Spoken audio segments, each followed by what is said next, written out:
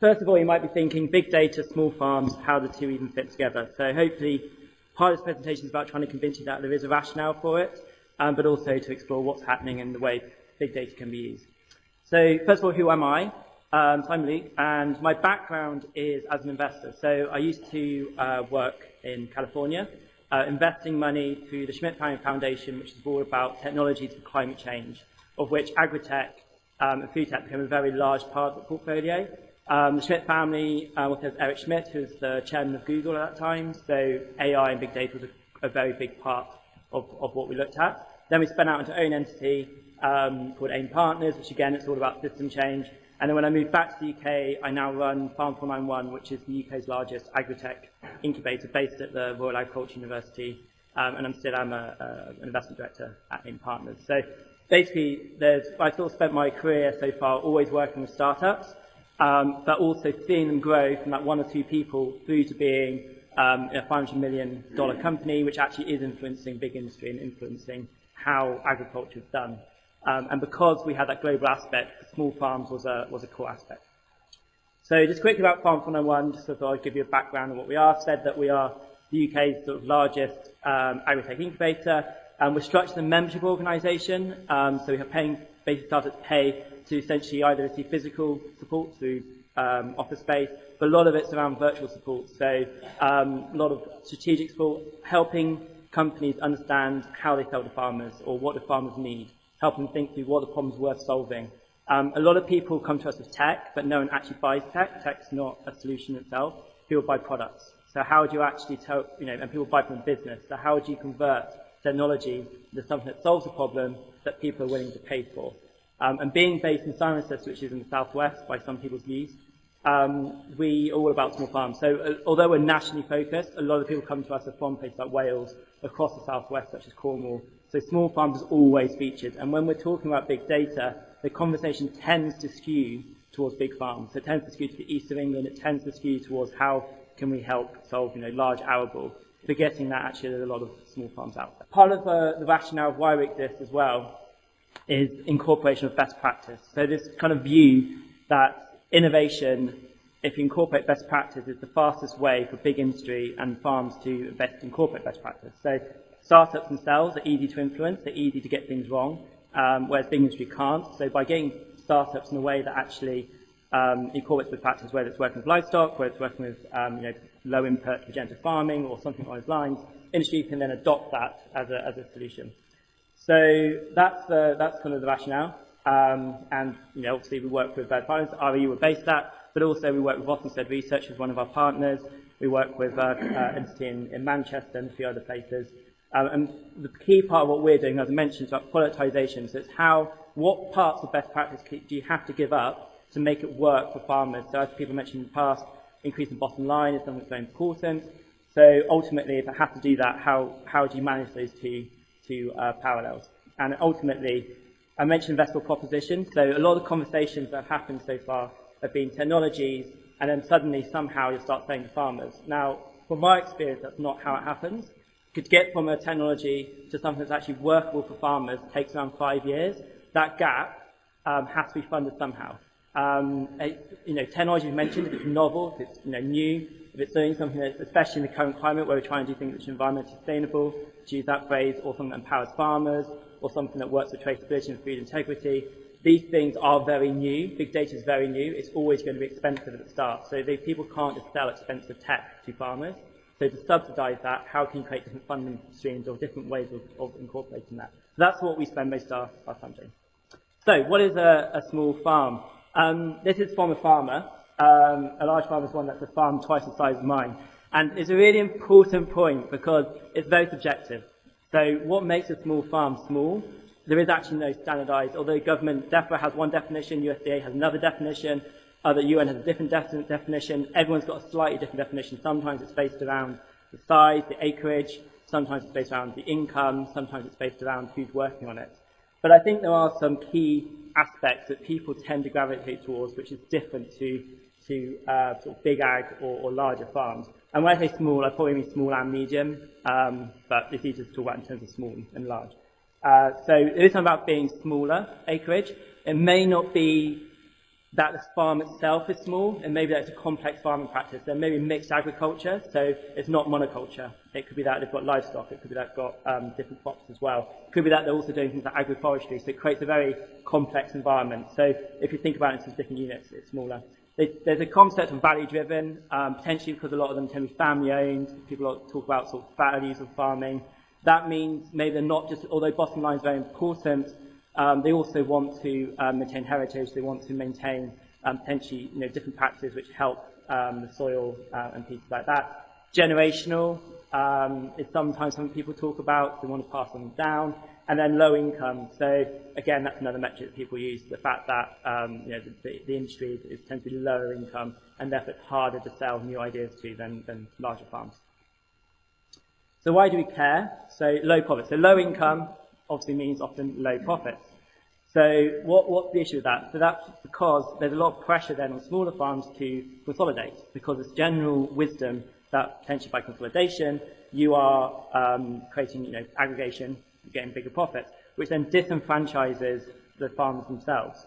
They've had some questions on who owns data, equally who owns the farm. This whole point about ownership and value and where it hits and who actually benefits from it. It's something which can cut through the whole of agriculture, as you all know.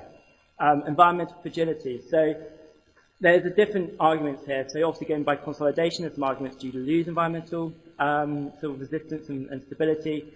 Small farms, can they be more resistant? Or because of the pressures, the focus on kind of hit the bottom line, they'll just go for race to the bottom and choose a solution that just hits the bottom line and therefore give up environmental fragility, which is a real risk, especially when you're when you're converting all these farms. And then ultimately, the inability to be agile and react to certain challenges. So there's a lot of externalities at the moment. Big one, policy. What's going to happen now? How's it going to be redefined in the new areas? Not just because of kind of what's happening with Europe, but also more broadly, globally, there's changes in policy. People rethinking what are things they want to incentivize through policy. But also there's other externalities. You mentioned the weather in the past. Is that changing? How do you fix climate resilience? So there's a lot of these big factors, which if you're a small farm, how do you access that information in a real-time way, an actionable way, to help you scale, basically help your farm be more profitable as quickly as possible. So there's a real case to say that small farms are disproportionately hit by a lot of these factors than larger farms, and therefore if technology is to do anything, it's to help those which empowers those which have access to these data. And that's historically what technology has done, especially as it scales. If you think about the examples of Google, think about examples of Twitter, an example, it tends to enable a level playing field. It doesn't matter size or power, it just enables everyone could access it. And then there's some stuff about the fact that income has declined. And then there's also this point of, and a lot of people bring it up, about the power dynamic. It's definitely compounded by the fact that obviously that supermarkets has more power in the play. Most people realise this, but it's particularly compounded in small farms who can't necessarily, they have contracts with the supermarket or the processor or whoever it may be, and they can't get out of them. And they don't, because it's very opaque, they can't do much about it, and therefore if their yields are lower than expected, it's very difficult for them to manage. So the role that data can play in helping create these micro marketplaces to help farmers manage these situations can also help change this power dynamic. And that's one of the arguments for looking at small farms and helping them support them.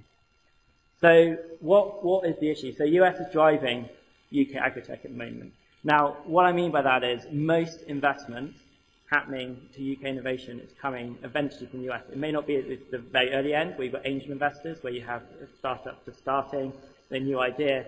But ultimately, most companies that have gone, sort of 2 or 3 rounds of funding have ultimately gone to the US.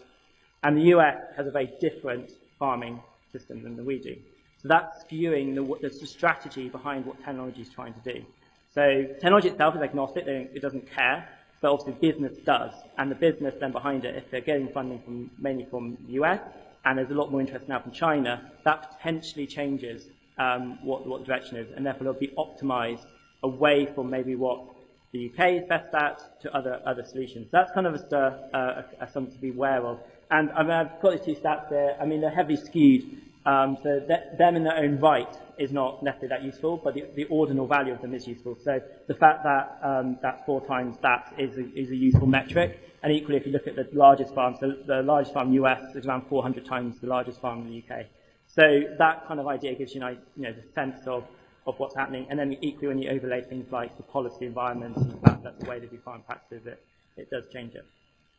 So what's the risk here? So there's the risk of hidden harm. So the fact that you're kind of creating stereotypes around big farmers, or around sort of smallholder farmers, means that you're creating a single solution for a single set of farmers, but they're all very, very different. So that leads to, as I mentioned, a hidden harm that technology will only end up working for big farmers. So how can we flip this? So can we build something that's more empowering, something that's more allows people to be who they want to be? So whether they want to do different types of environmental sustainability, so whether it's regenerative agriculture, whether it's just low input farming, whether it's just using chemical inputs but in a different way, precision farming, can we, big data, enable that? Ultimately balancing the complexities of environment, profit and equality. So, but there's to bear in mind that there's a global mismatch in the technology. So we talk about big farms, but actually most farms in the world are small. And as I mentioned, most of the data happening is around IoT. So that's actually, most of it's happening at the sensor level. But the question is, small farms can't afford sensors. So what can you do to help solve this problem? So there's a report called Artificial Intelligence and Data Analytics for Human Development, which did an analysis around the role that AI and big data can play in different solutions. And they found a number of things. So the role that data can play, for instance, in informing policy.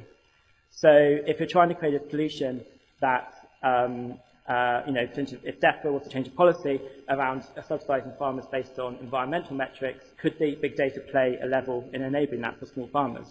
Equally, they found that one of the strongest role that AI played was actually in breeding programs of seeds, so trait analysis and helping farmers select different seeds in a way that worked best for the farms and basically kind of speed up that sort of trait analysis, which is currently done in a more kind of slow method. But I'm just going to sort of skip on a little bit. So the key point here is, can we use big data sets to drive decision management platforms?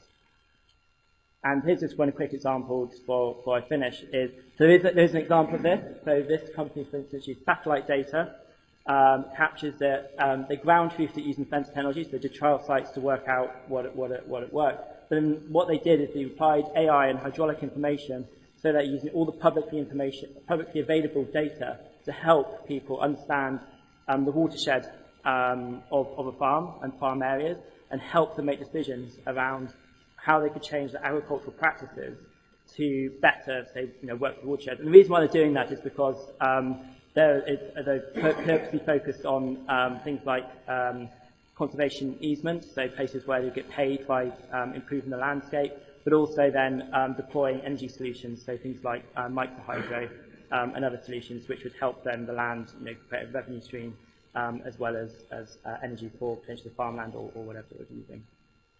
So just to finish, it's all about, can we, in small farms, rethink what we mean by big data? It's not just about adding tech to farms, it's not just about adding sensors, but can we use what's existing out there? And there are a lot of examples.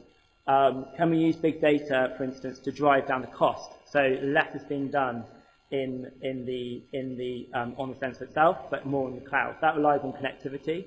But equally, does it have to be real time? And there's a lot of focus on real-time decision-making. Some decision-making has to be real-time, but a lot of it doesn't. It can be 12 hours, 24 hours later. So that changes then how connected a farm needs to be.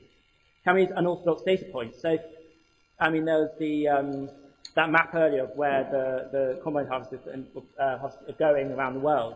That data, yes, it's used for a farm, but each of that data can be used for other industries, as has been mentioned, and the flip can happen. So can other data points around the rural community be used to help inform what a farmer should be doing? Other properties, what people are doing? Everyone's got a mobile phone in their pocket. Maybe that's a better way of predicting weather for people. So what are the unorthodox data streams that are already available?